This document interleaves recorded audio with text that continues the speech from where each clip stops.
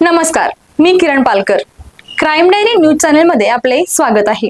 पाहूयात आजच्या ताज्या बातम्या. इचलकरंजी शहरातील सुतारमाळा परिसरात जुन्या भांडणाच्या रागातून तरुणाचा खून झाल्याची धक्कादायक घटना समोर आली आहे. 3 ऑगस्ट रोजी रात्री 11 वाजल्याच्या सुमारास सुतारमाळा रोडवरील इलेक्ट्रिसिटी डीपी जवळ अमर कल्लप्पा कोरवी यांच्यावर हल्ला करण्यात आला. या हल्ल्यात अमर कोरवी यांचा मृत्यू झाला.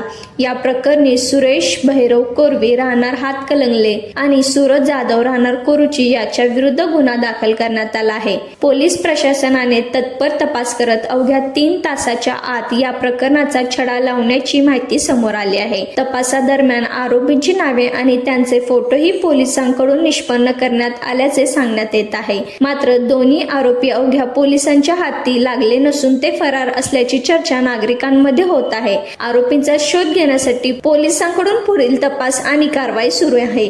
या प्रकरणाचा तपास पोलीस निरीक्षक महेश चव्हाण करत आहेत.